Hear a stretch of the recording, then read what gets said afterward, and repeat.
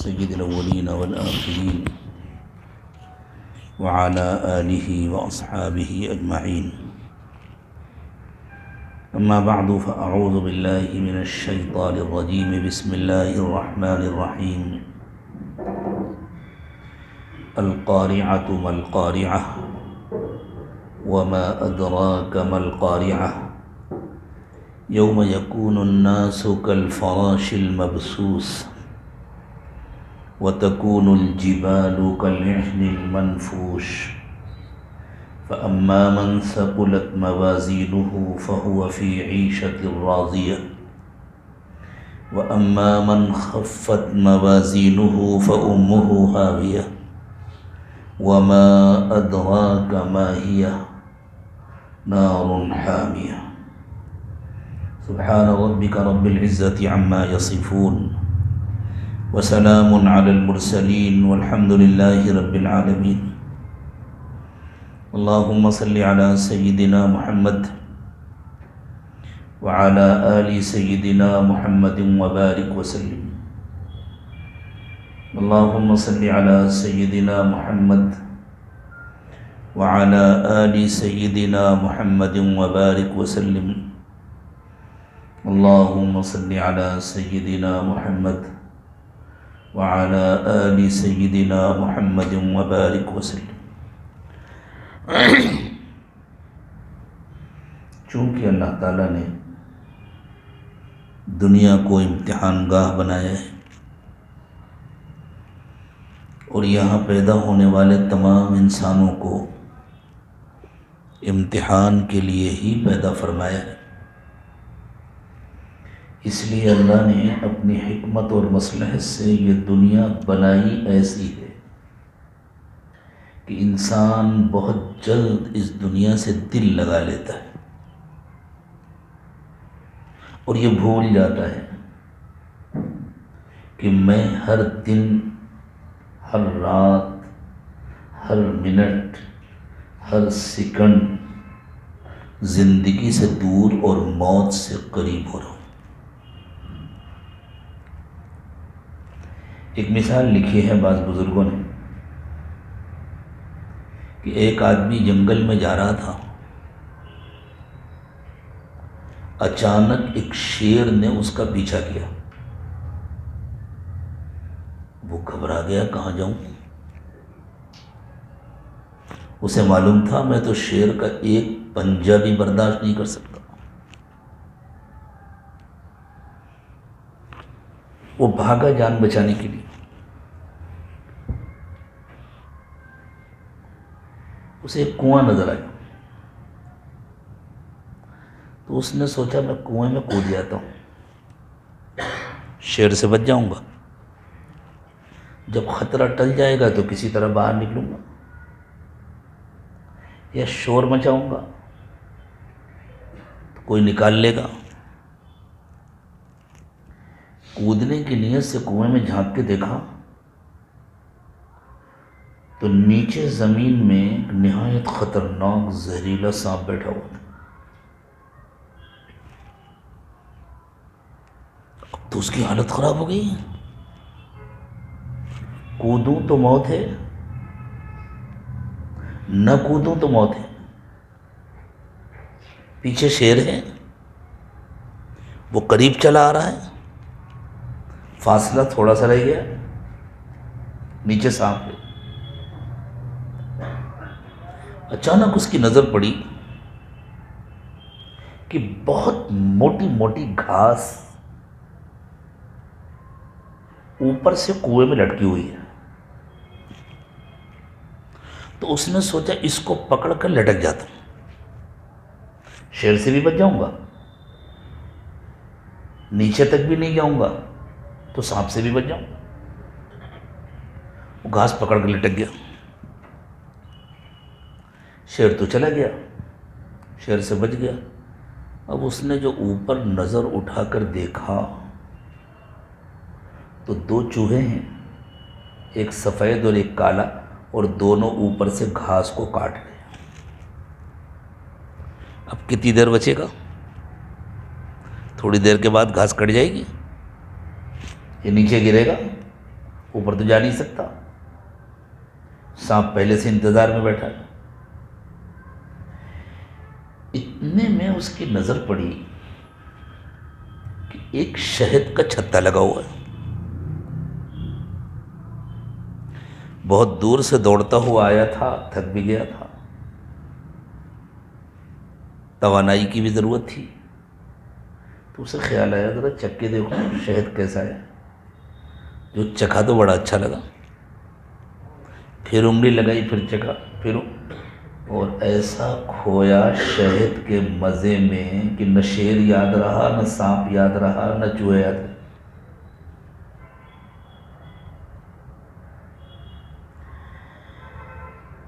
اس مثال کو ذکر کرنے کے بعد غالباً یہ مولانا روم نے مثنوی میں مثال دی ہے، اس کو ذکر کرنے کے بعد مولانا روم فرماتے ہیں کہ دیکھو یہ جو پیچھے سے شیر دوڑا رہا ہے اور یہ آگے سانپ انتظار کر رہا ہے، یہ شیر انسان کے اعمال ہیں، یہ سانپ انسان کا نافرمان انسان کا انجام ہے، اور یہ جو رسی ہے یہ انسان کی زندگی ہے، جس کو دو چوہے کاٹ رہے ہیں، ایک کالا ایک سفید، ایک دن ایک رات، ہر دن یہ رسی کم ہو جاتی ہے، کٹ جاتی ہے، ہر رات یہ رسی کٹ جاتی ہے، اور یہ جو شہد کا چھتا ہے یہ دنیا کی لذتیں ہیں۔ اس دنیا کو اللہ نے ایسا بنایا ہے کہ اس کی لذتوں میں انسان بہت جلد کھو جاتا ہے، حالانکہ اگر انسان آنکھ کھول کر دیکھے تو اس کی نصیحت کے لیے یہی کافی ہے کہ روزانہ اس دنیا سے لوگ جا رہے ہیں، روزانہ نئے بچوں کی پیدائش ہو رہی ہے، قبرستان میں جانے والے خالی ہاتھ جاتے ہیں، اگر وہ اپنی دولتیں لے کر گئے ہوتے تو آج ہم کو اور آپ کو رہنے کھانے پینے کے لیے کچھ ملا ہوتا؟ سب چلا گیا ہوتا ان جانے والوں کے ساتھ، کوئی لے کر نہیں جاتا، ہم بھی لے کر نہیں جائیں گے، وہاں جا کر سب برابر ہو جاتے ہیں، محل والے، جھوپڑے والے، حاکم محکوم، ظالم مظلوم، چھوٹے بڑے، پڑھے لکھے ان پڑھ، خوبصورت بدصورت، سب برابر ہو جاتے۔ اوپر سے چاہے جتنے خوبصورت مقبرے بنا دیے جائیں، اصل معاملہ تو اندر کا ہے، اور اوپر سے بنے ہوئے مقبرے بھی کتنے دن تک رہتے ہیں؟ کچھ دنوں کے بعد ان میں الوؤں کا بسیرا ہوتا ہے۔ جا کر دیکھیے دہلی میں، آگرہ میں، پرانے شہروں میں، بادشاہوں کے مقبروں میں ہو کا عالم ہے، جالے لگے ہوئے ہیں، کوئی صاف کرنے والا نہیں ہے، اور اندر کا کیا حال ہے اللہ ہی جانے۔ انسان کی نصیحت کے لیے تو موت کافی ہے، دوسروں کو مرتے ہوئے دیکھنا کافی ہے،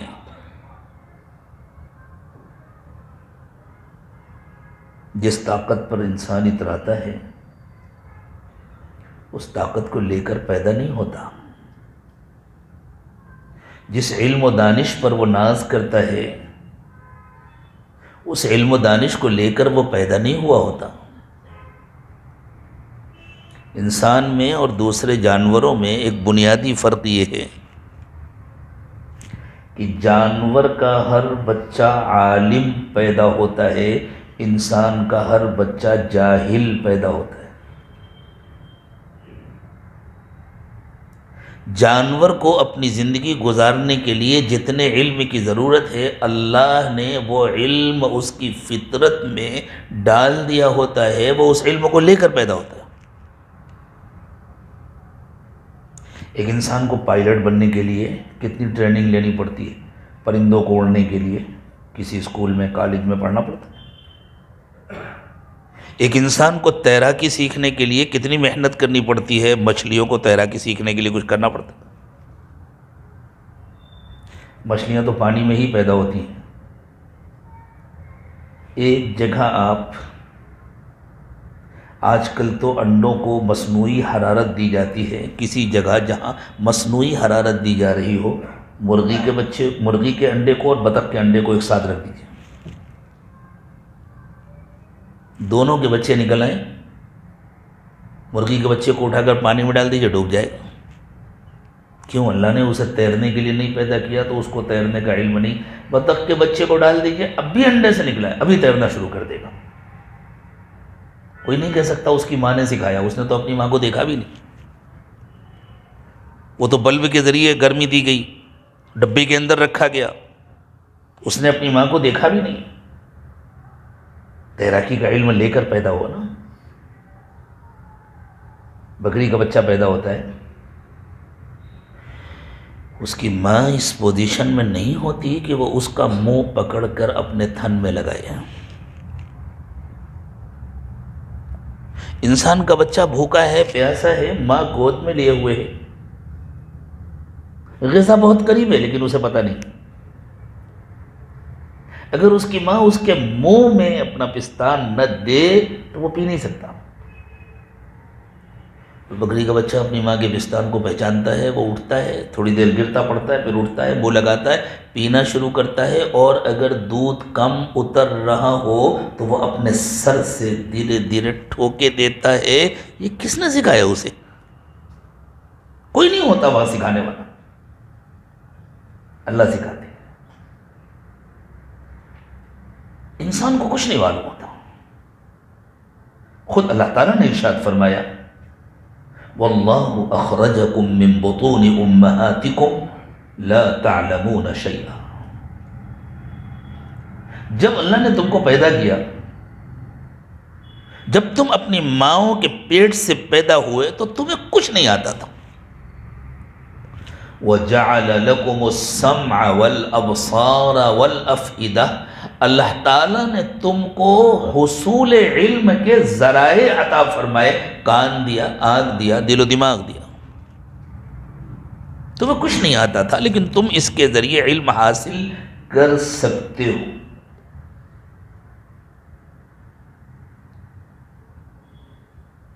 انسان علم حاصل کرتا ہے، اس کو اپنے علم پر بڑا ناز ہوتا ہے.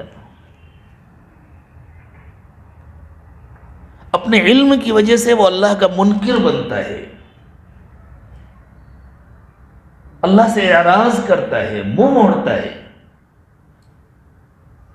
اللہ کے مقابلے میں کھڑا ہوتا ہے. وہ یوں سمجھتا ہے میں قدرت کا مقابلہ کر سکتا ہوں. یہ علم کے دن کا وَمَن نُعَمِّرْهُ نُنَكِّسْهُ فِي الْخَلْقِ أَفَلَا يَعْقِلُونَ. ہم جس کو تھوڑی لمبی عمر دے دیتے ہیں، اس کی کمزوری، اس کی بیماری، اس کی لاچاری کو نمونہ عبرت بنا دیتے ہیں.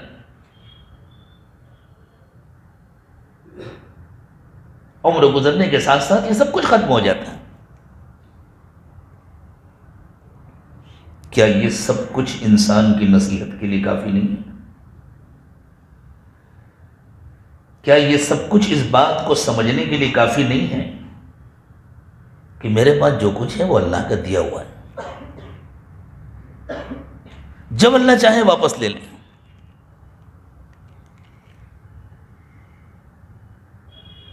اور جب اللہ چاہتے ہیں واپس لے لیتے ہیں. جن طاقتوں اور قوتوں کو اللہ چاہتے ہیں زندگی میں واپس لے لیتے ہیں، جس مال و سامان کو اللہ چاہتے ہیں زندگی میں واپس لے لیتے ہیں، اور جس کو زندگی میں واپس نہیں لیتے مرنے کے بعد اس سب کو لے لیتے ہیں. موت کے وقت میں تو اللہ سب کچھ لے لیتے ہیں. ایک طرف اللہ تعالیٰ نے ایسا کھلا دلا عبرت کا سامان ہمیں عطا فرمایا، دوسری طرف دنیا کو ایسا بنایا کہ بڑے بڑے اس سے دھوکہ کھا جاتے ہیں. اندھا ہو جاتا ہے آدمی، بہرا ہو جاتا ہے اور دنیا کی لذتوں میں کھو جاتا ہے. وَمَا الْحَيَاةُ الدُّنْيَا إِلَّا مَتَاعُ الْغُرُورِ. دنیا کی زندگی دھوکے کا سامان ہے. کتنوں نے ہم سے پہلے دھوکہ کھایا، اللہ کرے ہم دھوکہ نہ کھائیں. یہ اللہ تعالیٰ کی طرف سے ہمارا امتحان ہے. دنیا کو ایسا بنایا کہ اس سے دل لگے، دل کھنچتا ہے دنیا کی طرف، حسن و جمال کی طرف، مال و منال کی طرف، حکومت اور اقتدار کی طرف۔ انسان چاہتا ہے میری حکومت ہو، میرے پاس سب سے زیادہ مال ہو جائے، میں خوبصورت ہوں اور ساری خوبصورتیاں میرے گھر میں جمع ہو جائیں۔ اور ایسا کھو جاتا ہے۔ اللہ نے ان میں سے کسی چیز کو بھی انسان کے لیے ممنوع اور حرام نہیں کیا۔ اللہ کہتے ہیں سب کچھ تمہارے لیے بنایا ہے میں نے، لیکن مجھے بھول کر پانے کی کوشش مت کرو۔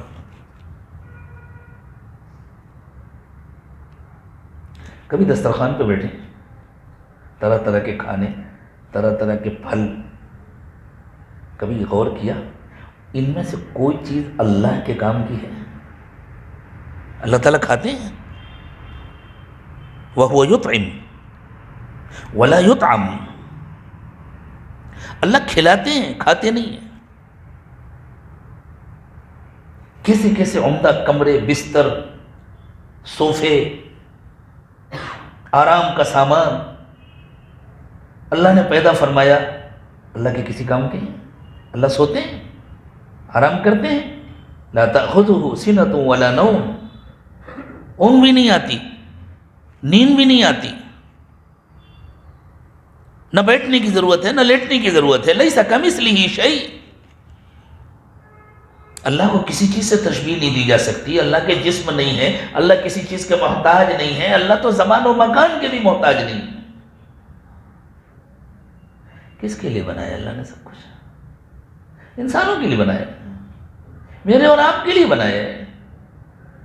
بس اتنا کہا دیکھو یہ ساری نعمتیں ہم نے تمہارے لیے بنائی ہیں، ہم کو بھول کر ان کو پانے کی کوشش مت کرنا۔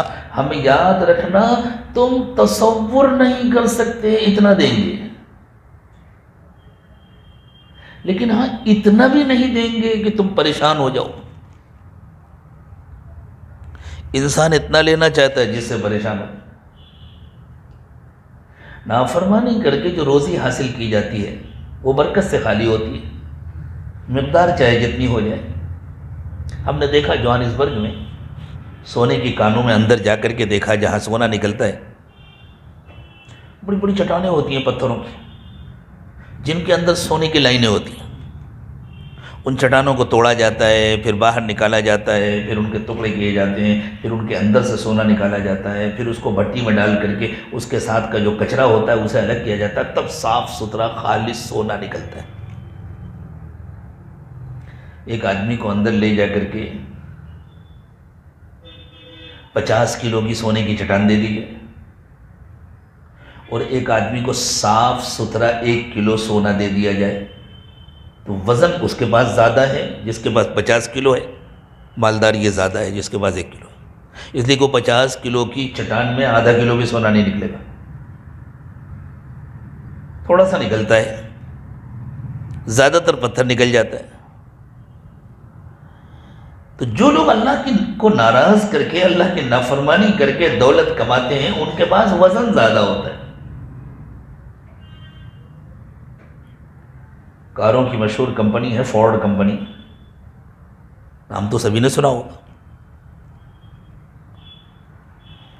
ہم نے اپنے بزرگوں سے یہ واقعہ سنا کہ فورڈ کمپنی کا مالک تھا،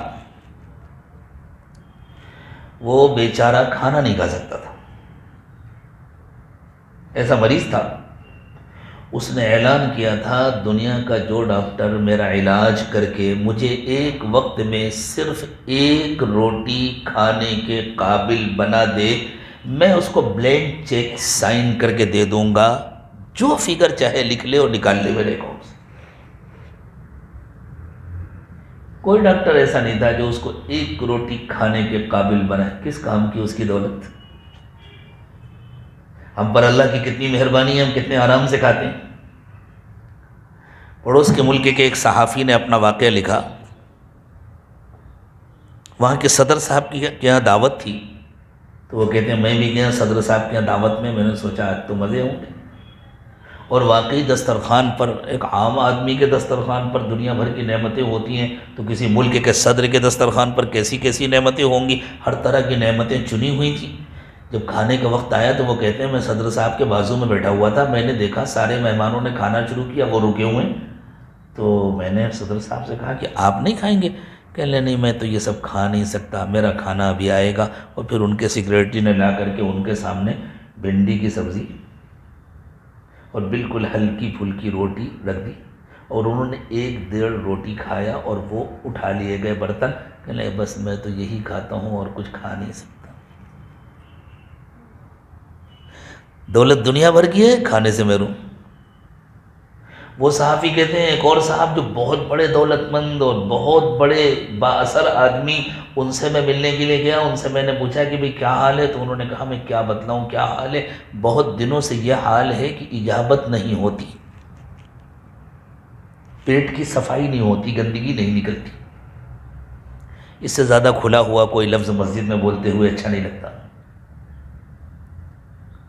ہر 2 دن میں ڈاکٹروں کے پاس جاتا ہوں، وہ مصنوعی طریقے پر مشینوں کے ذریعے میرے آنتوں کو صاف کرتے ہیں، میرے پیٹ کو صاف کرتے ہیں، اور مجھے سخت تکلیف ہوتی ہے، جیسے کسی کا ڈائلیسس ہوتا ہے خون کو صاف کرنے کے لیے، ایسے ان کے پیٹ کی گندگی روزانہ نکالی جاتی تھی۔ وہ صحافی صاحب لکھتے ہیں میرا تو رواں رواں اللہ کا شکر ادا کرنے لگا کہ اللہ، میں تو سمجھتا تھا کہ بہت بڑے لوگ ہیں، ان کے پاس اتنی دولت ہے، ان کے پاس اتنی حکومت ہے، اللہ ہم تو ان سے بہت اچھی حالت میں ہیں، آرام سے کھاتے ہیں، آرام سے بیت الخلا جاتے ہیں۔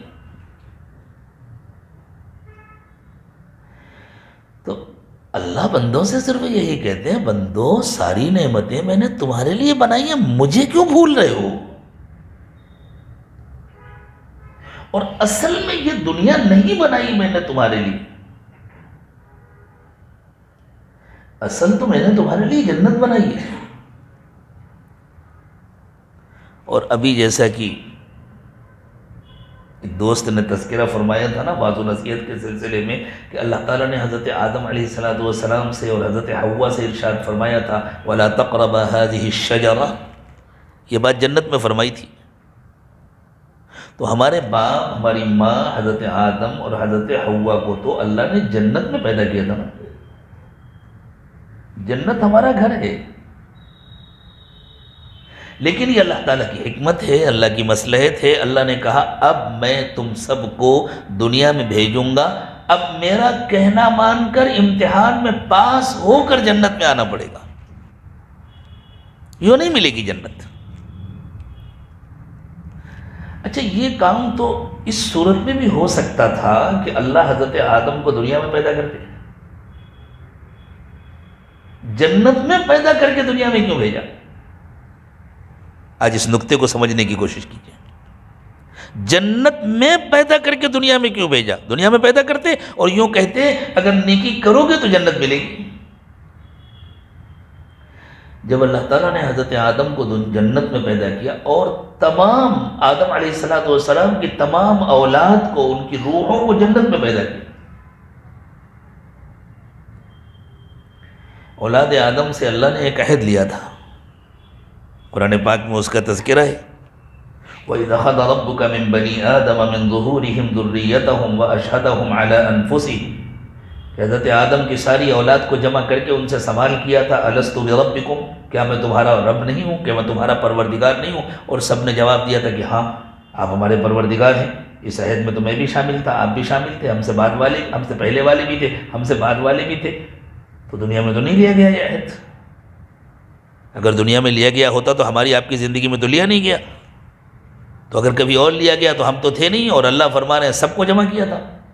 یقینی طور پر یہ عہد جنت میں لیا گیا تھا، تو اللہ تعالیٰ نے ہماری روحوں کو جنت میں پیدا کیا اور جنت کا ٹیسٹ، جنت کا مزہ ہماری روحوں کو چکھا دیا۔ فطری طور پر ہمارے اندر جنت کی طلب پیدا کر دی۔ دنیا میں انسانوں کا مزاج ہے، کہیں جا کر انسان کی پسند رکتی نہیں ہے۔ آج یہ بڑے بڑے ٹاور کھڑے ہیں جن میں آپ لوگوں کی رہائش ہے، کچھ دنوں کے بعد یہ پرانے ہو جائیں گے، اگلی نسلیں کہیں گی نہیں نئے ڈیزائن کی بلڈنگیں بنانی ہیں. ہم نے پرانا راندیر بھی دیکھا ہے جب ایک بھی ٹاور نہیں تھا.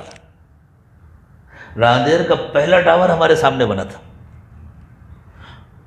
اس کے بننے سے پہلے کا راندیر بھی ہم نے دیکھا ہے جب ایک بھی ٹاور نہیں تھا. پرانے مکانات تھے اور اس زمانے میں راندیر رئیسوں کی بستی سمجھی جاتی تھی. راندیر کی مسجدوں کو دیکھ کر کے دارالعلوم دیوبند کے سابق محتمم حضرت قاری محمد طیب صاحب رحمۃ اللہ علیہ نے یہ تبصرہ فرمایا تھا کہ ساری دنیا میں مسجدیں اللہ کے گھر ہوتی ہیں، راندیر کی مسجدیں اللہ کی کوٹھیاں ہیں. رئیسوں کی بستی تھی، مالداروں کی بستی تھی. انہوں نے اپنی مرضی کے مطابق، اپنی خواہش کے مطابق کتنی بہترین بلڈنگیں بنائی تھی. آج ان بلڈنگوں میں رہنے والوں کو وہ بلڈنگیں کھنڈر نظر آتی ہیں، وہ ڈیولپ کرانا چاہتے ہیں. کسی پل انسان کو چین نہیں ہے. انسان کسی چیز کو کامل ماننے کو تیار نہیں ہے. عجیب سے لگیں گی میری یہ باتیں آپ کو، لیکن میں کھولوں گا ان کو، واضح کروں گا انشاءاللہ، اور آپ مجھ سے اتفاق کریں گے. اس وقت سب سے اچھا موبائل کون سا ہے؟ موبائل تو سب کے پاس ہے نا، بچے بتلائیں گے کون سا ہے؟ کتنے دن پہلے آیا؟ اس وقت کا جو ماڈل ہے وہ کتنے دن پہلے آیا؟ چند سال پہلے. اس سے پہلے کا جو ماڈل تھا خریدنے والوں نے اس کو قابل سمجھ کے خریدا. جب یہ ماڈل آیا تو انہوں نے بتایا اس میں فلاں فیوچر ہے، فلاں فیوچر ہے. یعنی ایپل کمپنی نے اعتراف کیا ہمارا پچھلا ماڈل ناقص تھا، اب ہم نے کامل بنایا، اور لوگوں نے دوڑ دوڑ کے اس کو خریدنا شروع کیا. اگلے ماڈل کا انتظار کیجئے، پھر وہ اس کی خرابیاں بتائیں گے. اس کی خوبیاں بتلانے کا مطلب یہ ہے کہ وہ اس کی کمیاں بتلائیں گے کہ فلاں فلاں خوبیاں جو پچھلے ماڈل میں نہیں تھی. گاڑیاں بنانے والے کیا کرتے ہیں؟ ہر کچھ دنوں کے بعد کہتے ہیں اس میں یہ فیوچر ہے، یہ فیوچر ہے. یعنی اس کا اعتراف کرتے ہیں تم نے پہلے جس گاڑی کو کامل سمجھ کر خریدا تھا وہ کامل نہیں تھی، اب ہم نے کامل بنایا، حالانکہ ابھی بھی کامل نہیں ہے. قیامت تک یہی سلسلہ چلتا رہے گا. اور انسان کو کامل کی تلاش ہے، اس لیے وہ پیچھے بھاگتا ہے. ہر کچھ دنوں کے بعد نیا موبائل چاہیے، ہر کچھ دنوں کے بعد نئی گاڑی چاہیے، ہر کچھ دنوں کے بعد گھر کا نیا ڈیکوریشن چاہیے. کیوں انسان کامل کے پیچھے بھاگ رہا ہے؟ وجہ پتہ ہے کیا ہے؟ فطرت کو جنت کی تلاش ہے، وہ دنیا میں نہیں مل سکتی، اس لیے وہ ہر چیز میں جنت تلاش کر رہا ہے. جب جنت پہنچ جائے گا وہاں تبدیلی کی خواہش نہیں رہے گی، اس لیے کہ اب کامل مل گیا. جس چیز کی فطرت کو تلاش ہے وہ چیز مل جائے گی. اس لیے دنیا میں کسی پل مطمئن نہ ہونے والا انسان جنت میں جانے کے بعد ہمیشہ کے لیے مطمئن ہو جائے گا. دنیا کی زندگی سے انسان صرف سمجھوتا کرتا ہے. اگر کوئی خوش بھی رہتا ہے تو سمجھوتا کرتا ہے، اور اللہ نے یہی کہا ہے، یہی حکم دیا ہے دنیا کی زندگی سے سمجھوتا کرو. یہاں صرف راحتیں نہیں ہیں، یہاں راحتوں کے ساتھ مصیبتیں بھی ہیں. یہاں صرف خوشیاں نہیں ہیں، یہاں خوشیوں کے ساتھ غم بھی ہیں.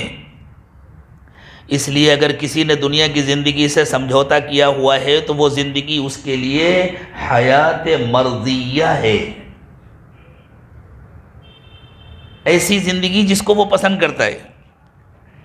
پسند کر لیا ہے اس نے، مان لیا ٹھیک ہے میں اسی سے خوش ہوں. اسی کو انبیاء کرام علیہم السلام نے، بلکہ انبیاء کرام کے وارثین نے، صوفیاء کرام نے اسی کو رضا بالقضاء کہا ہے. اللہ جس حال میں رکھے اس سے خوش رہنا سیکھ لو. جس نے رضا بالقضاء سیکھ لیا اس کی زندگی پسندیدہ زندگی ہو جاتی ہے. وہ حیات مرضیہ ہوتی ہے، وہ حیات راضیہ نہیں ہوتی. اور جنت کی زندگی کو اللہ نے عیشت راضیہ کہا ہے. وہاں کوئی ایسی چیز نہیں ہوگی جس سے سمجھوتا کرنا پڑے، وہاں ہر چیز ایسی ہوگی جس سے انسان کا دل مطمئن ہو. تو ہر انسان کے اندر اللہ نے جنت کی سچی طلب پیدا کر دی. ہر انسان کے اندر جنت کی طلب، مومن کے اندر بھی ہے، کافر کے اندر بھی ہے، یہ فطری ہے. اب مومن اور کافر کا فرق کیا ہے؟ مومن جنت چاہتا ہے جنت کی جگہ، کافر جنت چاہتا ہے بے موقع. ایک آدمی کو گھر بنانے کا شوق ہے، پیسے بھی اس کے پاس بہت ہیں، وہ سورت سے بیٹھا بمبئی دلی جانے کے لیے ٹرین میں، تو اس نے سوچا بہت اچھا، یہ اے سی فرسٹ کلاس کا روم ہے، یہ ٹھیک رہے گا، اسی کو بنا لیتا ہوں میں اپنا گھر۔ آرڈر دے دیا، فلاں فلاں سامان بھیج دو، ڈیکوریشن کا سامان بھیج دو، یہ انتظام کر دو، یہ انتظام کر دو۔ آرڈر دے دیا، کمپنیاں تیار ہو گئیں، اور اسے پتہ نہیں ہے یہ کرتے کرتے تو دلی اسٹیشن آ جائے گا، مجھے کان پکڑ کے اتار دیا جائے گا۔ تو بیچارے کو گھر بنانے کا تو شوق ہے، پیسے بھی ہیں، لیکن بن پائے گا اس کا گھر؟ بے موقع بنانا چاہ رہا ہے نا، غلط جگہ پر بنانا چاہ رہا ہے۔ اور جو سمجھدار آدمی ہے وہ کیا کرے گا؟ کسی جگہ زمین کا انتخاب کرے گا، زمین خریدے گا، یا کسی بلڈنگ میں بک کرائے گا اور گھر لے گا۔ ہر سمجھدار آدمی کہے گا یہ صحیح جگہ ہے۔ تو شوق تو دونوں کا مشترک ہے، اس کو بھی گھر بنانے کا شوق تھا، اس کو بھی گھر بنانے کا شوق تھا۔ اس کو ہر سمجھدار آدمی کہے گا اس نے اپنے پیسے ضائع کر دیے۔ اگر درمیان کے اسٹیشنوں میں اس نے سامان خرید کے کچھ لگا بھی دیا، کچھ ڈیکوریشن ہو بھی گیا، چلے دلی تو جلدی آ جاتا ہے، کوئی ایسا سفر ہے فرض کر لیجئے وہ 1 مہینے کا سفر ہے، 2 مہینے کا سفر ہے، تب بھی اس کے بعد جہاں تک کی سیٹ بک ہے اس کے بعد تو اسے اتار دیا جائے گا نا۔ اگر وہ عزت سے نہیں اترے گا تو اسے ہاتھ پکڑ کر اتار دیا جائے گا۔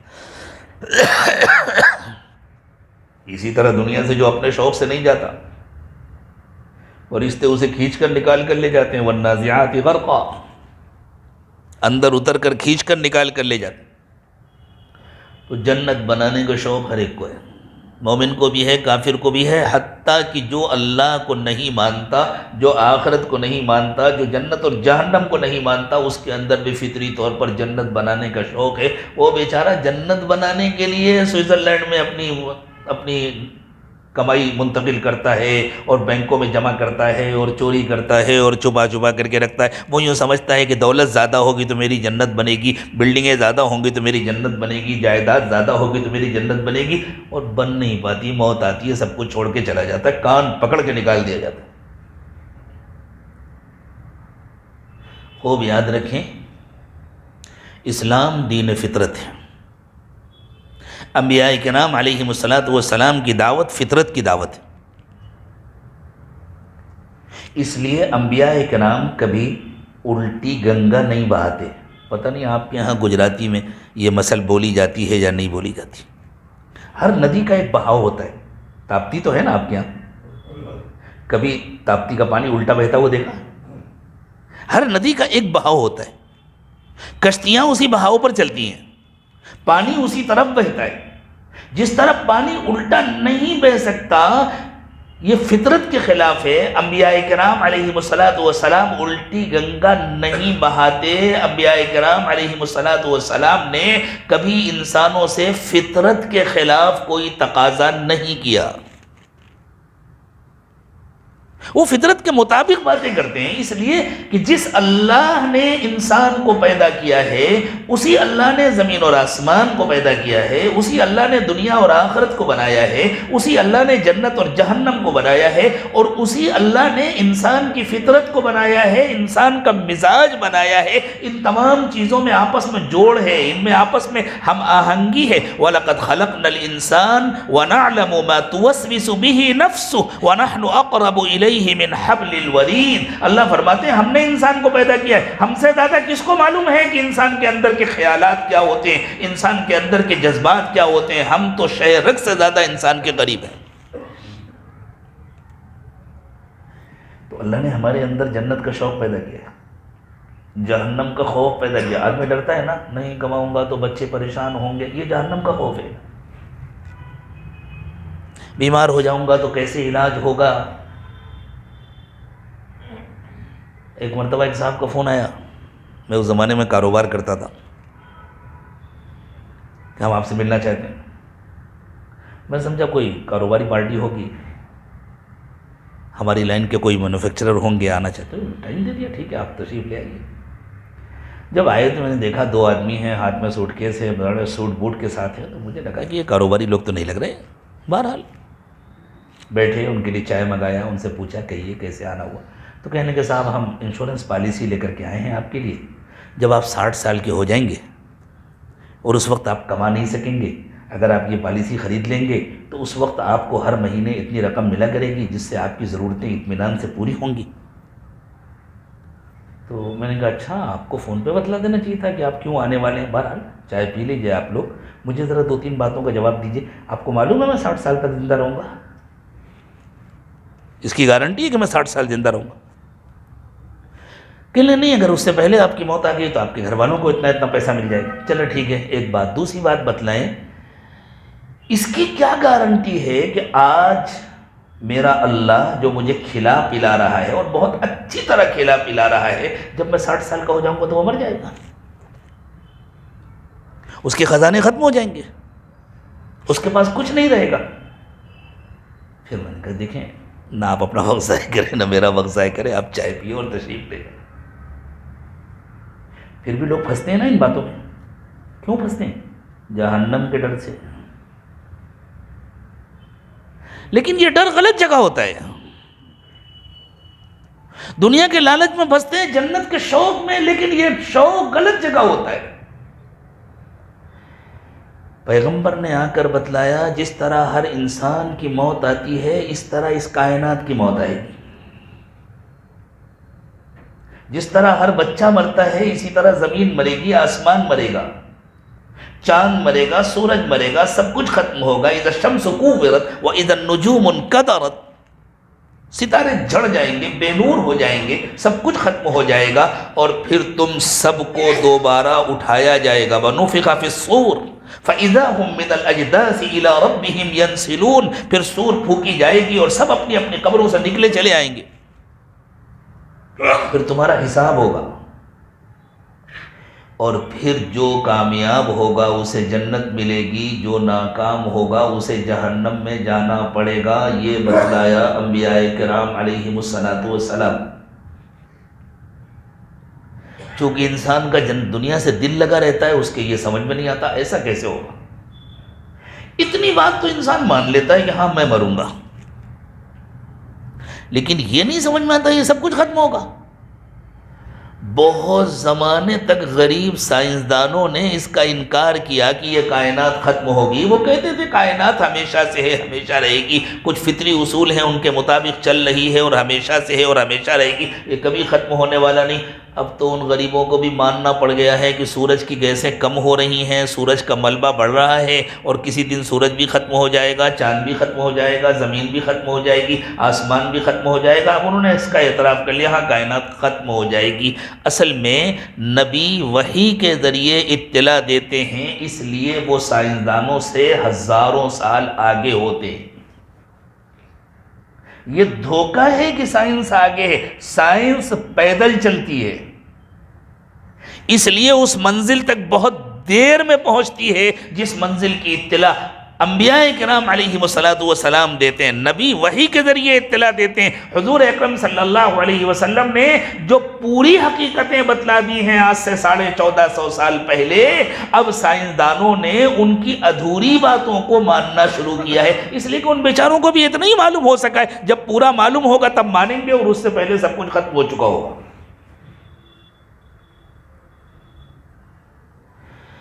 یہ احسان ہے پروردگار عالم کا کہ اس نے ہمیں بھٹکنے کے لیے بے سہارا نہیں چھوڑا۔ ہر زمانے میں انبیاء کرام علیہم السلام کو مبعوث فرمایا، اور اخیر میں امام الانبیاء سیدنا محمد رسول اللہ صلی اللہ علیہ وسلم کی بعثت کے بعد اللہ تعالیٰ نے اس کا مضبوط انتظام کر دیا کہ اب آپ کی تعلیمات قیامت کی صبح تک باقی رہیں گی۔ جس دن آپ کی تعلیم کے مطابق کوئی ایک بھی اللہ اللہ کرنے والا نہیں بچے گا، اس دن یہ دنیا ختم ہو جائے گی۔ دنیا میں اللہ تعالیٰ نے وقت کو 2 حصوں میں بانٹا ہے، ایک دن ایک رات۔ دن میں روشنی ہوتی ہے، رات میں اندھیرا ہوتا ہے۔ ابھی جب آئے تھے تو باہر روشنی تھی، سورج نہیں ڈوبا تھا تب آئے تھے ہم لوگ مسجد میں، تو باہر روشنی تھی، کسی لائٹ کی ضرورت نہیں تھی، نہ کسی گاڑی میں سرچ لائٹ کی ضرورت تھی، نہ کسی ہاتھ میں ٹارچ کی ضرورت تھی، نہ کسی اسٹریٹ لائٹ کی ضرورت تھی۔ اور اب جب واپس جائیں گے اگر لائٹیں بجھا دی جائیں تو راستہ نہیں نظر آئے گا۔ ہر راستے میں، دنیا میں جتنے راستے ہوتے ہیں ان تمام راستوں میں آدھا وقت روشنی کا ہوتا ہے، آدھا وقت اندھیرے کا ہوتا ہے، آدھا وقت تقریباً کبھی کم کبھی زیادہ، کبھی دن رات میں داخل ہو جاتا ہے، کبھی رات دن میں داخل ہو جاتی ہے، لیکن کبھی کم کبھی زیادہ کچھ وقت گزرتا ہے روشنی کا، کچھ وقت گزرتا ہے اندھیرے کا۔ اللہ کے نبی صلی اللہ علیہ وسلم نے اپنی امت کو یہ بتلایا کہ میں جس راستے پر تم کو چھوڑ کے جا رہا ہوں، کبھی یہ نہ سمجھنا کہ اس پر کبھی اندھیرا بھی ہوگا۔ ترکتکم علی محجۃ بیضاء لیلھا کنہارھا، میں تم کو ایسے روشن راستے پر چھوڑ کر جا رہا ہوں، اس کی رات بھی دن کی طرح روشن ہے۔ یہ ہے کتاب و سنت کی تعلیم، یہ ہے قرآن و حدیث کی تعلیم، یہ ہے سیرت نبوی کی تعلیم، یہ ہے انبیاء کرام علیہم الصلوۃ والسلام کی دعوت جو ہر وقت روشن ہے، اس میں کبھی اندھیرے کا سایہ بھی نہیں پڑتا۔ کیوں؟ اس لیے کہ یہ ہماری سب سے بڑی ضرورت ہے۔ اس ضرورت کے ذریعے اللہ تعالیٰ نے انسانوں کو نبی علیہ الصلوۃ والسلام کے ذریعے یہ بات بتلائی کہ دیکھو، دنیا میں تمہارا کھانا، تمہارا پینا، تمہارا رہنا، تمہارا مکان بنانا، شادی بیاہ کرنا، یہ تمہاری ضرورتیں ہیں، یہ تمہاری زندگی کے مقاصد نہیں ہیں۔ تم آئے ہو جنت بنانے کے لیے، اس لیے خبردار خبردار، کھانا کھانا اس طرح نہ کھانا کہ جنت بننے میں نقصان ہو، پانی پینا لیکن اس طرح نہ پینا کہ جنت کو نقصان پہنچے، آخرت بگڑ جائے، اس طرح نہ پینا، شادی کرنا لیکن اس طرح نہ کرنا کہ آخرت کو نقصان ہو، گھر بنانا لیکن اس طرح نہ بنانا کہ آخرت کا نقصان ہو۔ ہمیشہ آخرت کا خیال رکھنا، اصل میں جا کر تمہیں جنت میں رہنا ہے۔ اس کے لیے بار بار یہ بات بتلائی گئی کہ قیامت آئے گی، اور ساتھ میں اللہ کے نبی صلی اللہ علیہ وسلم نے یہ بھی بتلا دیا کہ تمہیں قیامت کا انتظار کرنے کی ضرورت نہیں ہے۔ مولانا نے تذکرہ فرمایا تھا، میری تدریس کی ابتدا یہیں سے ہوئی تھی، آپ کے شہر راندیر میں جامعہ حسینیہ سے نیا نیا آیا تھا میں، طالب علمی کے بعد فوراً یہاں آ گیا تھا۔ تو طالب علمی میں تو ہمیں سوائے پڑھنے کے کچھ آتا نہیں تھا۔ اب جب آئے تو ہمارا دل چاہتا تھا کہ طلبہ بھی ایسی پڑھیں، طلبہ اتنی محنت کرتے نہیں تھے، تو دل کھڑتا تھا، تکلیف ہوتی تھی، کبھی روتے تھے، کبھی سمجھاتے تھے، کبھی دعائیں مانگتے تھے۔ ایک دن بعد اساتذہ کے درمیان ایک استاذ تھے ہمارے یہاں کے، اللہ کو پیارے ہو گئے، ان سے میں کہنے لگا کہ بھئی بڑا افسوس ہوتا ہے، اب طلبہ محنت نہیں کرتے اور ذرا ہمارے اساتذہ بھی محنت نہیں کرتے۔ میں نے ان سے کہا ہمارے اساتذہ کی محنتوں میں بھی کمی آ گئی، جتنی دلچسپی سے، جتنی دلجمعی سے پڑھانا چاہیے اتنی دلجمعی نظر نہیں آتی۔ یہ طلبہ ہیں، کل کو یہ امت کے مقتدیٰ بنیں گے، پیشوا بنیں گے، ہمیں اللہ کیا حساب دینا پڑے گا، ہم امت کو کیسے ائمہ دے رہے ہیں، ہم امت کو کیسے مقتدیٰ دے رہے ہیں، ہم کو حساب دینا ہوگا۔ تو وہ جو استاذ تھے وہ کہنے کہ ارے مولانا اتنا پریشان ہونے کی ضرورت نہیں ہے، قیامت آنے والی ہے، پہلے جیسا حال تھوڑی رہے گا۔ میں نے ان سے عرض کیا کہ مولانا قیامت کو جب آنا ہے آئے گی، ہماری آپ کی ذمہ داری قیامت لانے کی نہیں ہے، قیامت لانا ہماری ذمہ داری میں شامل نہیں ہے، ہم تو اللہ کے حکم کے مکلف ہیں، ہمیں اپنا کام کرنا چاہیے۔ تو اللہ کے نبی صلی اللہ علیہ وسلم نے اپنی امت کو سمجھایا، دیکھو اس چکر میں زیادہ نہ رہنا، قیامت کب آئے گی، جب آئے گی تب آئے گی، تمہاری جس دن موت آ گئی اس دن تمہاری قیامت آ گئی، من مات فقط قامت قیامتہ، اپنی قیامت کی فکر کرو۔ اچھا اگر یہ دنیا 10-20 ہزار سال تک اور باقی رہے تو جو قبرستان میں دفن ہیں ان کے کس کام کی؟ اس سے زیادہ اونچے اونچے ٹاور بن جائے، سینکڑوں منزلے کے ٹاور بن جائے، تو جو قبر میں جا چکے ان کے کس کام کی؟ جب ہم چلے جائیں گے قبر میں تو ہمارے کس کام کی؟ جس کی موت آ گئی اس کی تو قیامت آ گئی نا، من مات فقط قامت قیامتہ۔ اس لیے اس میں الجھنے کی ضرورت نہیں۔ ایک صحابی آیا اللہ کے نبی صلی اللہ علیہ وسلم کے بعد، حضور قیامت کب آئے گی؟ حضور نے فرمایا تم نے کیا تیاری کی؟ کیا جواب تھا، کیسی تربیت فرماتے تھے اللہ کے رسول صلی اللہ علیہ وسلم۔ تم نے کیا تیاری کی؟ ایک دم سے وہ چونکے، انہوں نے کہا حضور زیادہ تیاری تو نہیں کی، لیکن مجھے اللہ اور اس کے رسول سے محبت ہے۔ یہ جھوٹا دعویٰ نہیں تھا ان کا، سچی محبت تھی۔ جیسے انہوں نے کہا مجھے اللہ اور اس کے رسول سے محبت ہے، تو حضور نے فرمایا بس پھر جس سے محبت ہے اسی کے ساتھ انجام ہوگا، المرء مع من احب۔ وہ خوش ہو گئے، میرا تو بیڑا پار ہو گیا، اللہ کرے ہمارا آپ کو بھی بیڑا پار ہو جائے۔ تو قیامت کب آئے گی اللہ کو معلوم، لیکن آئے گی، اور ہر شخص کی موت پر اس کی قیامت آ جاتی ہے۔ اس کے حق میں تو دنیا ختم ہو گئی، اس کی زندگی پوری ہو گئی، اس کی قیامت آ گئی۔ انبیاء کرام علیہ الصلوۃ والسلام نے آ کر کے بار بار یہ بتلایا، دیکھو قیامت آئے گی، قیامت آئے گی، قیامت آئے گی، اس کو اتنا بتلایا تاکہ لوگوں کا دل دنیا سے ہٹے، آخرت کی فکر پیدا ہو۔ دنیا کی نعمتیں بری چیز نہیں ہیں، دنیا سے دل لگانا برا ہے۔ نعمتیں تو اللہ نے پیدا اسی لیے کی ہیں کہ وہ ہماری ضرورت ہیں، ہم مستقل بھوکے نہیں رہ سکتے۔ اللہ کے نبی صلی اللہ علیہ وسلم ایسے روزے رکھتے تھے، دن گزرا روزے میں، رات گزری روزے میں، پھر دن گزرا روزے میں، نہ کھا رہے ہیں نہ پی رہے ہیں۔ بعض صحابہ کرام نے دیکھا تو انہوں نے بھی اس کی نقل شروع کر دی، کون برداشت کر سکتا تھا اتنا؟ نبی صلی اللہ علیہ وسلم نے ارشاد فرمایا، نہیں نہیں، تم یہ کام مت کرو، ایکم مثلی یطعمنی ربی ویسقین، تم میرا مقام میری نقل نہیں کر سکتے، تم میرے جیسے نہیں ہو سکتے، میرا اللہ مجھے کھلا پلا دیتا ہے۔ ایک جگہ آپ نے فرمایا، ابھی تو عند ربی، میں اپنے رب کے پاس رات گزارتا ہوں، اللہ مجھے کھلا دیتے ہیں، یعنی مجھے اللہ روحانی غذا دے دیتے ہیں، مجھے اللہ تعالیٰ بس مجھے طاقت دے دیتے ہیں، لیکن تمہارے پاس اتنی طاقت نہیں ہے تو ہم مستقل بھوکے نہیں رہ سکتے۔ کھانا ہماری ضرورت ہے، جب کھانا ضرورت ہے تو کمانا بھی پڑے گا۔ ہم روڈ کے کنارے پڑے نہیں رہ سکتے، مکان ہماری ضرورت ہے، جب مکان ہماری ضرورت ہے تو بنانا بھی پڑے گا۔ ہم بے لباس نہیں رہ سکتے، لباس ہماری ضرورت ہے۔ جانوروں کو اللہ تعالیٰ نے لباس دے کر پیدا فرمایا، لیکن ہماری تو لباس ضرورت ہے، جب لباس ضرورت ہے تو لباس کو بنانا بھی پڑے گا، لباس کو خریدنا بھی پڑے گا، لباس کے لیے انتظام بھی کرنا پڑے گا، پیسے بھی کمانے پڑیں گے۔ تو دنیا کا جو سامان ہے وہ ہماری ضرورت ہے، اور اللہ نے اس کو ہمارے ہی لیے پیدا کیا ہے، اس لیے یہ سامان برا نہیں ہے۔ کوئی اگر بڑے محل میں رہتا ہے، کوٹھی میں رہتا ہے، یہ کوئی برائی نہیں ہے۔ کسی کو اللہ نے کھانے پینے کا بہت اچھا سامان دیا، بہت اچھی سواری دی، یہ کوئی برائی نہیں ہے۔ دنیا کا دل میں گھس جانا، دل کا دنیا سے لگ جانا، اور دنیا سے دل لگنا اس کو کہتے ہیں کہ انسان دنیا کی خاطر اللہ کی نافرمانی کرے، آخرت سے غافل ہو جائے، یہ ہے برا۔ جیسے ماشاءاللہ آپ لوگ تو سمندر کے کنارے رہتے ہیں، ساحل پر رہتے ہیں، ندی بھی آپ کے قریب ہے، سمندر بھی آپ کے قریب ہے، سمندر میں کشتیاں چلتی ہیں، کبھی کشتی کھینچ کر راندیر لائیں، روڈ پر چلائیں گے؟ چلتی ہے روڈ پر کشتی؟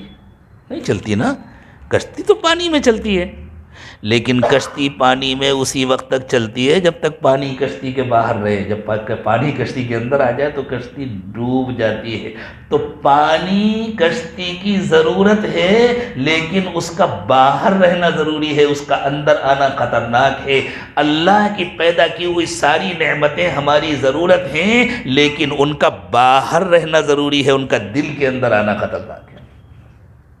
پیسہ جیب میں ہو تو اچھا ہے، دل میں ہو تو اچھا نہیں ہے۔ دنیا جیب میں ہو اچھی ہے، پیروں کے نیچے ہو اچھی ہے، لیکن وہ جیب میں دل میں رکھنے کی چیز نہیں ہے۔ دل کو تو اللہ نے اپنی یاد کے لیے بنایا ہے، اپنی محبت کے لیے بنایا ہے۔ جب انسان کو اپنی موت یاد رہتی ہے، جب انسان کو آخرت یاد رہتی ہے، جب انسان کو قیامت یاد رہتی ہے، تو وہ نعمتوں میں کھیل رہا ہوتا ہے، لیکن نعمتیں اس کے دل کے باہر ہوتی ہیں۔ ان نعمتوں کی خاطر وہ اللہ کی نافرمانی نہیں کرتا، ساری نعمتیں مل کر کے اللہ کی نافرمانی نہیں کرا سکتی، اور اللہ کی خاطر وہ ساری نعمتوں کو ہر وقت چھوڑ دینے کو تیار ہوتا ہے۔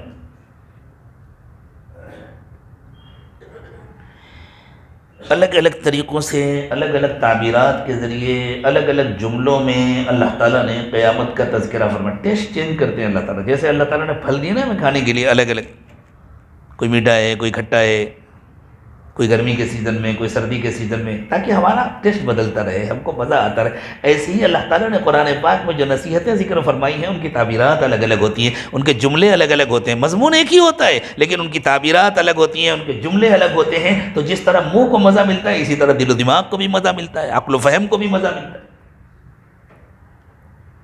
لفظ قیامت تو ہم اردو میں استعمال کرتے ہیں، یہ عربی کا لفظ ہے القیامہ، اسی نام سے اللہ تعالیٰ نے ایک سورت نازل فرمائی، سورۃ القیامہ۔ لیکن اسی قیامت کو کہیں اللہ تعالیٰ نے الحاقہ کہا، اسی قیامت کو کہیں اللہ تعالیٰ نے الواقعہ کہا۔ الحاقہ کے معنی ہے وہ ہونے والا واقعہ جو ہو کر رہے گا، الواقعہ کے بھی یہی معنی ہے، ہونے والا واقعہ، پیش آنے والا واقعہ۔ اور اسی قیامت کو اللہ تعالیٰ نے القاریعہ بھی کہا ہے۔ عربی میں قرع کہتے ہیں کھٹکھٹانے کو۔ اور عجیب بات ہے، جو لفظ اللہ استعمال فرماتے ہیں جس جگہ، اس لفظ کے ساتھ کچھ معنوی مناسبت بھی ہوتی ہے۔ قیامت اچانک آئے گی، لیکن وہ انسانوں کے لیے اچانک ہوگی، اللہ کے لیے اچانک نہیں ہے۔ اللہ تعالیٰ کے لیے وہ اچانک پیش آنے والا واقعہ نہیں ہے۔ پرانے زمانے میں جب فون نہیں ہوتے تھے، اطلاع کا کوئی ذریعہ نہیں ہوتا تھا، ڈاک کا نظام نہیں تھا، ٹیلی گرام نہیں تھا، یہ سب تو بعد میں، وہ آج کا ٹیلی گرام نہیں، آج تو ٹیلی گرام نام کی ایک ایپ ہے واٹس ایپ کے مقابلے میں۔ پہلے جو تار بھیجا جاتا تھا کٹ کٹ کٹ کٹ، اس میں لکھا جاتا تھا بڑی مشکل سے، اور اگر کسی محلے میں کسی کے گھر تار آ گیا تو پڑھنے سے پہلے رونا دھونا شروع ہو جاتا تھا، اس لیے کہ کسی نہ کسی کی موت کی ہی اطلاع ہوتی تھی تار پہ۔ اگر ڈاکیا نے کہہ دیا تار آیا ہے، ٹیلی گرام آیا ہے، تو بس گھر والے رونا شروع کر دیتے تھے، دیکھو کس کا انتقال ہوا۔ سب کی زبانوں پر ہوتا تھا انا للہ و انا الیہ راجعون۔ لیکن جس زمانے میں قرآن نازل ہوا اس زمانے میں تو یہ ٹیلی گرام بھی نہیں تھا، اس زمانے میں تو ڈاک کا بھی کوئی نظام نہیں تھا۔ اب اگر کسی کے گھر کوئی مہمان آیا، گھر والے رات میں آرام سے کھا پی کر کے سو گئے، اور اس زمانے میں اتنا پکتا بھی نہیں تھا کہ بچے، ہوتا بھی نہیں تھا اتنا، اور اگر ہو بھی تو اسے بچایا نہیں جاتا تھا، اس لیے کہ فریج تھوڑی ہوتے تھے کہ اس میں رکھ دیں گے صبح گرم کر کے کھا لیں گے۔ کھا پی کر کے برتن صاف کر کے دھو کر کے رکھ دیا۔ اب 11 بجے رات میں، 12 بجے رات میں کوئی مہمان آیا، سردی کا زمانہ ہے، تو اس کے آنے کی اطلاع کب ہوتی تھی؟ جب وہ آ کر دروازے پر ہاتھ مارتا تھا۔ یہ ہے قرع الباب۔ جیسے ہی وہ دروازہ کھٹکھٹاتا تھا اور گھر والے کھول کر کے اوہ مہمان، 3 آدمی آ گئے، 4 آدمی، اب فکر ہے ان کو کھلاؤ اور سلاؤ۔ تو گھر والوں کے لیے تو یہ اچانک واقعہ ہوتا تھا۔ کیا مہمان کا آنا بھی اچانک ہوتا؟ وہ تو چلا آ رہا ہے، میلوں سے چلا آ رہا ہے، دنوں سے سفر کر کے آ رہا ہے، تو اس کے لیے تھوڑی اچانک ہے۔ قرآن نے قیامت کو القارعہ کہا، وہ تو چلی آ رہی ہے، لیکن تمہارے لیے یہ واقعہ اچانک ہوگا۔ الساعہ بھی کہا ہے قرآن نے قیامت کو، یسألونک عن الساعۃ ایان مرساہا۔ لوگ آ کے آپ سے پوچھتے ہیں قیامت کے بارے میں کب آئے گی؟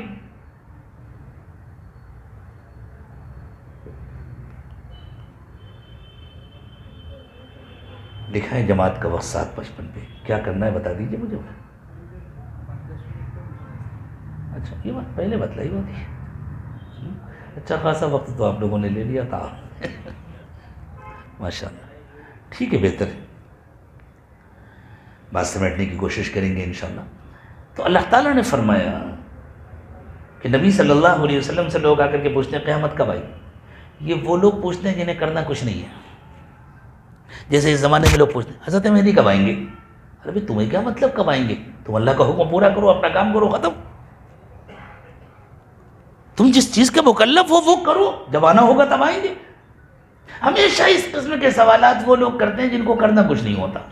تو جن کو قیامت کے لیے کوئی تیاری نہیں کرنی، وہ آ کر کے پوچھتے تھے ایان مرساہا، کب آئے گی قیامت؟ قل انما علمها عند ربی، آپ کہہ دیجئے اس کا علم میرے رب کے پاس ہے۔ لا یجلیہا لوقتہا الا ہوا، اس کا وقت اللہ ہی کو معلوم ہے، جب تک اللہ نہ بتلائے کسی کو پتہ نہیں چل سکتا۔ ثقلت فی السماوات والارض، وہ زمین اور آسمان میں بھاری ہوتی جا رہی ہے، اس کا بوجھ بڑھتا جا رہا ہے زمین اور آسمان میں۔ لا تأتیکم الا بغتہ، جب آئے گی تو اچانک آئے گی۔ یسألونک کأنک حفی عنہا، ایسا آ کر کے پوچھتے ہیں لوگ آپ سے جیسے لگتا ہے اس کا سارا علم آپ ہی کے پاس۔ تو اس لفظ میں قرآن نے اشارہ کیا کہ یہ قیامت اچانک آئے گی۔ القارعہ، رات کے وقت میں کھٹکھٹانے والا۔ وما ادراک ما القارعہ، تمہیں پتہ ہے یہ کون ہے کھٹکھٹانے والی؟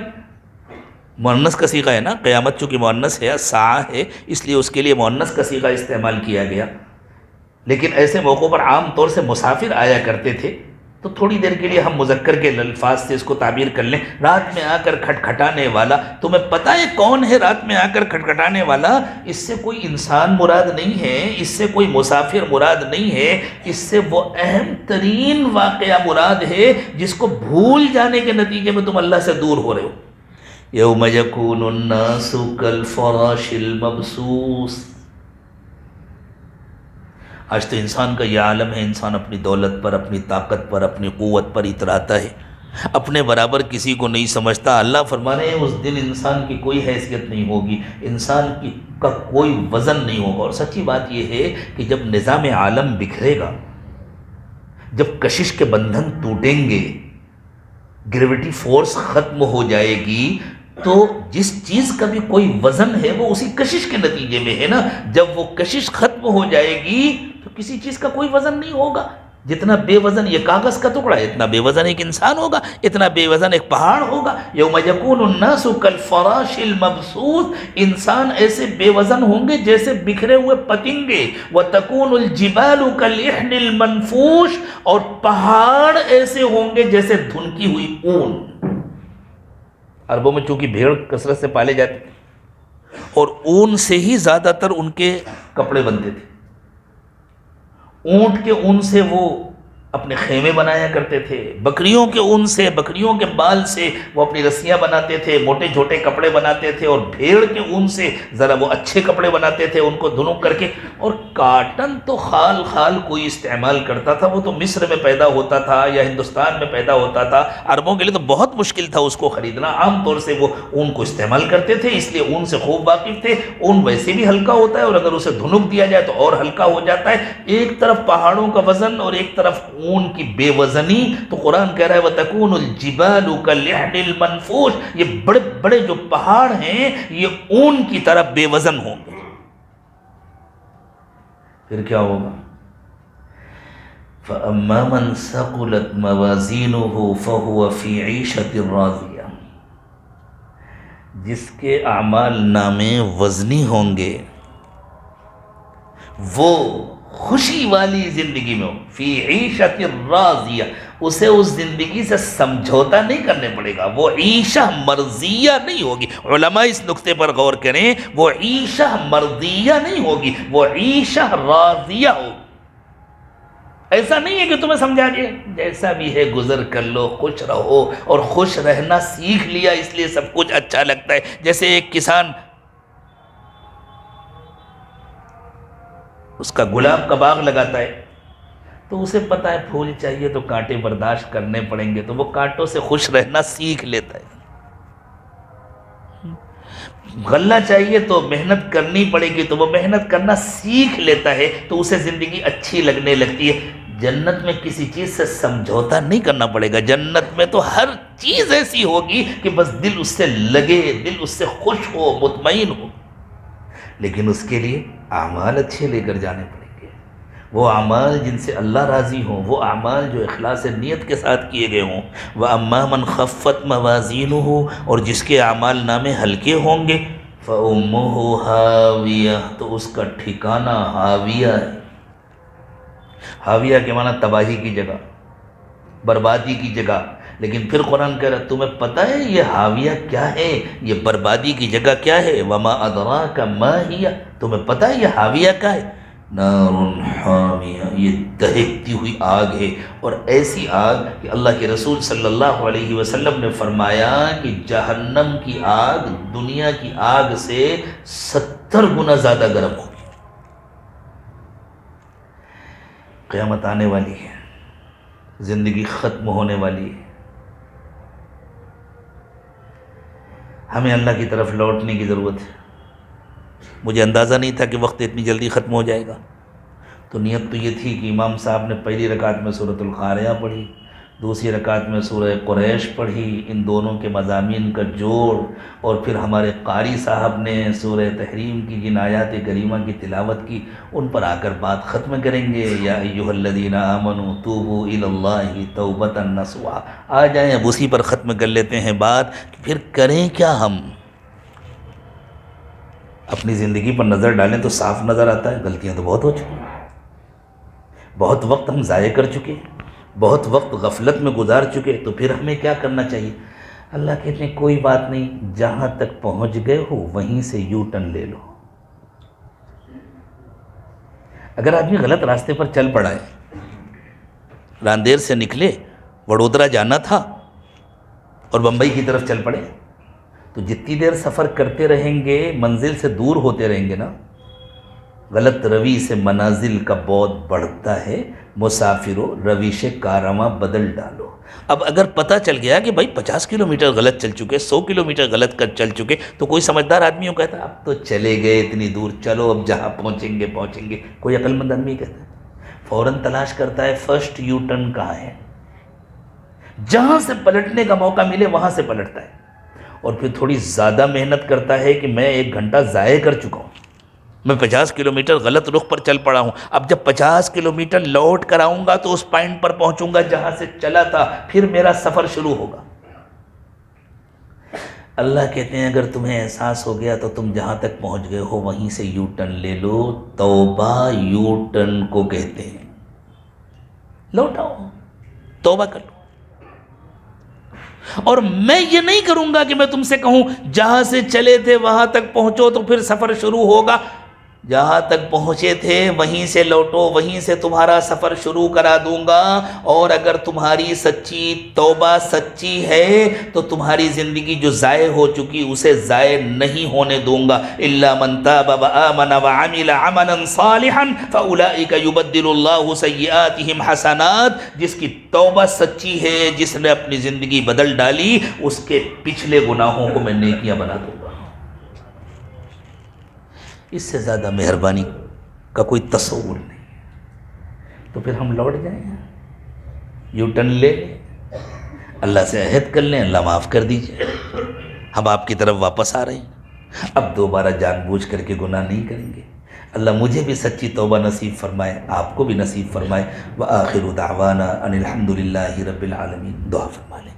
سبحان ربی العلی العلی الوہاب، اللہم صلی علی سیدنا محمد وعلی آل سیدنا محمد وبارک وسلم۔ ربنا ظلمنا انفسنا وان لم تغفر لنا وترحمنا لنکونن من الخاسرین۔ پروردگار عالم، ہم آپ کے عاجز و کمزور بندے ہیں، اللہ زندگی کا بڑا حصہ ضائع کر چکے، اللہ معاف فرما دیجیے، اللہ معاف فرما دیجیے، اللہ ہمیں نفس و شیطان کے حوالے نہ فرمائیے، اللہ قیامت کے دن کی ذلت و رسوائی سے ہماری حفاظت فرمائیے۔ اللہ کچھ پتہ نہیں ہے ہماری زندگی کے کئی دن باقی ہیں، کس گلی میں زندگی کی شام ہو جائے گی، اللہ بچے ہوئے وقت کو پچھلے وقت کا کفارہ بنا دیجیے، بچی ہوئی زندگی کو پچھلی زندگی سے بہتر بنا دیجیے۔ اللہ ہمارے ظاہر کی بھی اصلاح فرما دیجیے، ہمارے باطن کی بھی اصلاح فرما دیجیے۔ اللہ ہمیں اپنی اور اپنے چاہنے والوں کی محبت عطا فرما دیجیے۔ اللہ ہمارے انگ انگ کو، روئے روئے کو اپنی محبت سے بھر دیجیے۔ اللہ ہمارے پورے جسم کو اپنے ذکر سے سرشار کر دیجیے۔ اللہ دلوں کو اپنی یاد سے آباد فرما دیجیے، اللہ دلوں کو زندہ کر دیجیے، روشن کر دیجیے۔ پیارے اللہ ہمارے ظاہر کو سنتوں سے سجا دیجیے اور ہمارے باطن کو اپنی یاد سے آباد فرما دیجیے۔ اللہ مردوں کی، عورتوں کی، بوڑھوں کی، بچوں کی، چھوٹوں کی، بڑوں کی، اللہ سب کی مغفرت فرما دیجیے۔ اللہ سب سے راضی ہو جائیے، اللہ سب کے گناہوں کو معاف فرما دیجیے، سب کی کامل اصلاح فرما دیجیے۔ اللہ آپ نے جو ہمیں نعمتیں عطا فرمائی ہیں، اللہ برکت کے ساتھ ان نعمتوں کو باقی رکھیے، لیکن اللہ ان نعمتوں سے دل لگانے سے ہماری حفاظت فرمائیے۔ اللہ آخرت کی فکر عطا فرما دیجیے، اللہ آخرت کی فکر عطا فرما دیجیے۔ اللہ ہمیں دنیا سے بڑھ کر آخرت کی نعمتیں عطا فرمائیے، اور ہمارے ظاہر سے بہتر ہمارے باطن کو بنا دیجیے، اور ہمارے ظاہر کی بھی کامل اصلاح فرما دیجیے، ہماری دنیا کی بھی ساری ضرورتیں پوری فرما دیجیے۔ اللہ اٹھنے سے پہلے ہم سب سے راضی ہو جائیے، ہم سب کی مغفرت فرما دیجیے، ہم سب کو اپنے نیک و مقبول بندوں میں شامل فرما دیجیے۔ وصلی اللہ تعالی علی خیر خلقہ محمد وعلی آلہ واصحابہ اجمعین برحمتک یا ارحم الراحمین۔